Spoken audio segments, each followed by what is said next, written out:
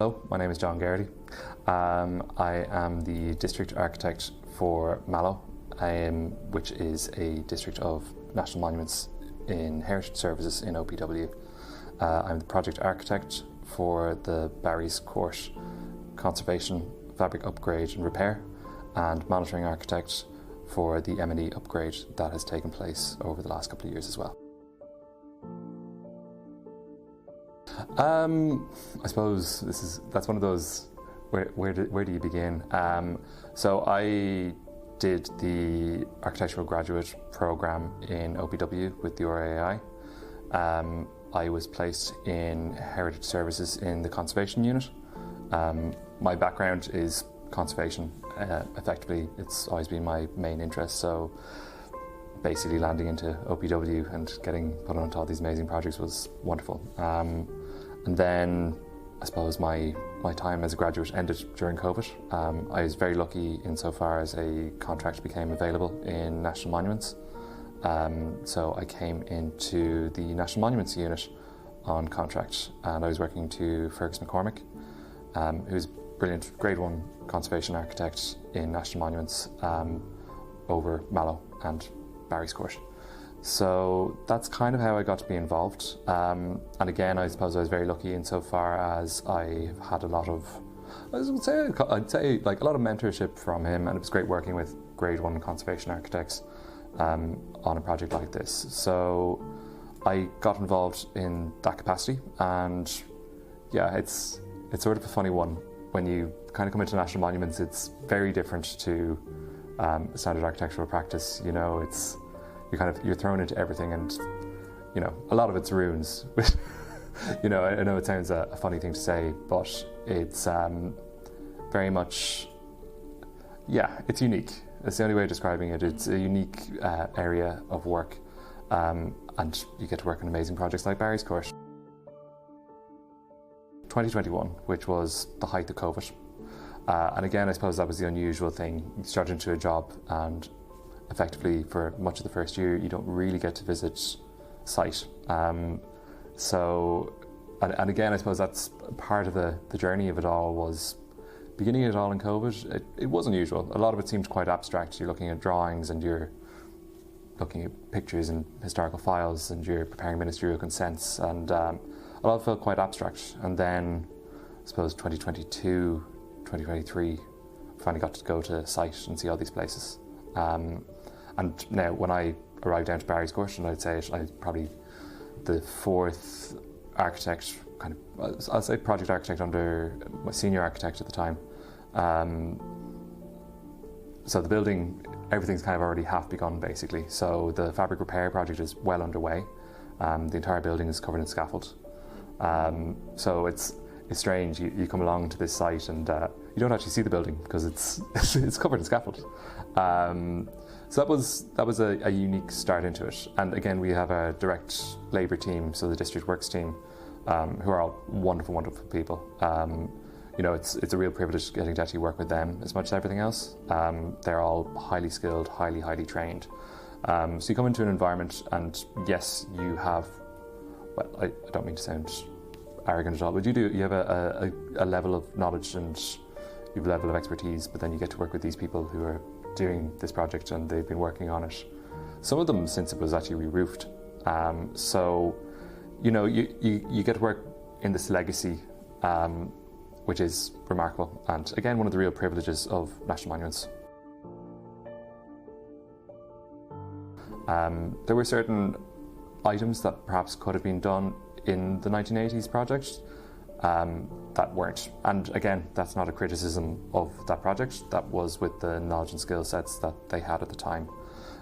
So I suppose there were problems with the building from, I wouldn't say very early on, but there have been problems with the building from a relatively early date.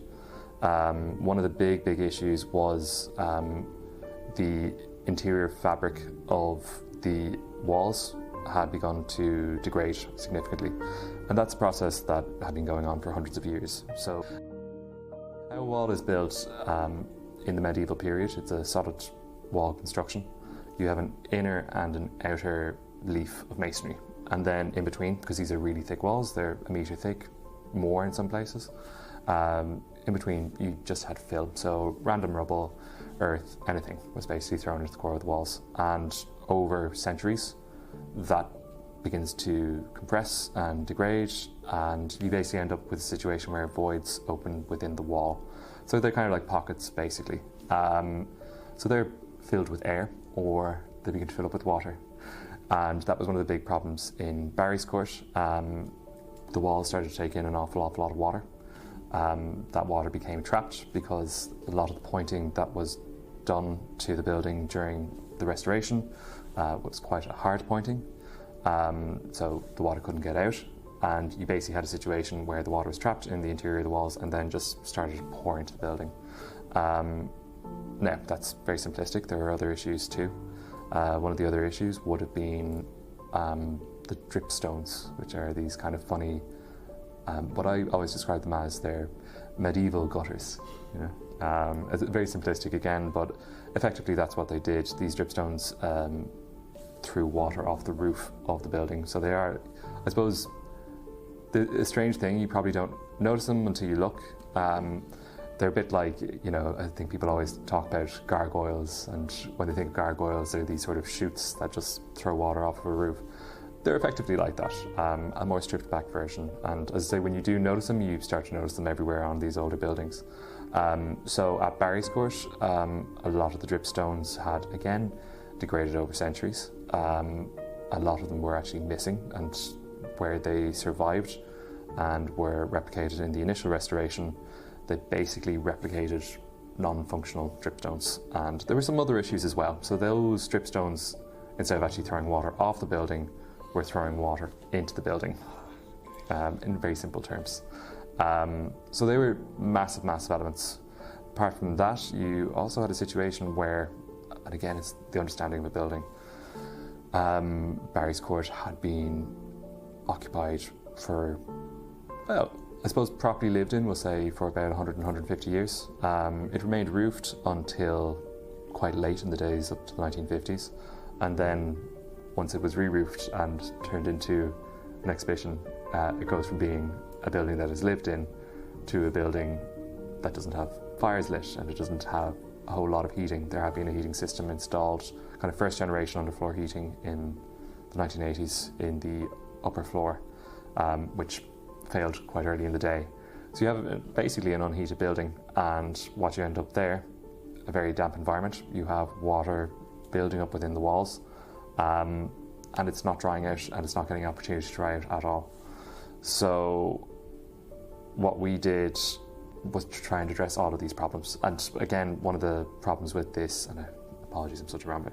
One of the problems with all of this is that the M&E in the building, so that's the mechanical and electrical, so your wiring, lighting, all those sort of things started to fail because you just had so much water ingress in the building. You also ended up with another situation which was quite injurious to people's health, which is the development of microbiological growth. So that's, I suppose, it's the sort of thing for a lay person, if you're looking at it, you're going to say mold or fungus and kind of algae, so kind of green residue that you see on wall surfaces and stuff like that. So I'd say that was part of the main reason that the decision was taken in 2016, 2017 to close the building and begin this initial conservation project. It began and we're finished now, 2025. Now, again, bearing in mind you have a couple of years where COVID is a genuine issue and you only have 1 and 2 guys on site. So as I say, works did slow in 2020 and 2021 for that reason. However, that wasn't necessarily a bad thing. So I suppose this is me, again, being very simplistic. The 3 big measures, and again, there are a lot of other things that were done as well. 3 big measures that were dealt with were 1, wall top repairs, which was installation of functional dripstones. Wall walks, we did an awful lot of works there, so lead work, basically to create damp-proof courses, full repointing of the castle, and regrouting of the castle.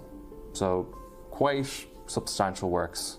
And again, I suppose one of the big things, and one of the benefits actually in a way of COVID, was basically with a regrouting process, you're pouring liquid grout.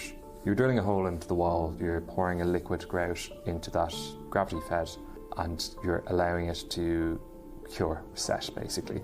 So you do this in incremental layers, otherwise you end up with a situation where the grout doesn't set properly or you get free lime developing. COVID had a benefit because the project slowed. There was bigger curing times between elements of the grouting. That was actually a larger advantage. It meant that the building was effectively given the time that it needed to cure and set and for this process to be undertaken. Repointing was also an immense undertaking. So the entire building was repointed. So again, that was involved the removal of hard pointing and applying an appropriate lime pointing. So again, lime is one of these breathable elements. So it allows any water that does get into the fabric to escape out, basically. Again, this speaks in very simplistic terms, but capillary action kind of takes effect. So you have a building that's able to breathe. You don't have issues of voids in walls. So basically, say you've re-solidified those outer walls, which is a major, major plus. And then I say you have the thing where we replaced all our dripstones. Well, not all our dripstones. We kept our surviving original dripstones in situ as much as possible. But where they had been rebuilt in the 1980s, we adjusted those to make them properly functional dripstones. And these are substantial. It's instead of having something that's projecting out of the wall this much, they're projecting out this much, and then they have a huge anchor within the wall. So you're looking at a piece of stone that might be a metre long, maybe even a little more than a metre long, and that's all being built in. So you're not demolishing battlements to do that or removing significant amount of start material. It's a massive undertaking. It's structurally complex, requires very highly skilled people doing it. In fact, this entire process has required very highly skilled people.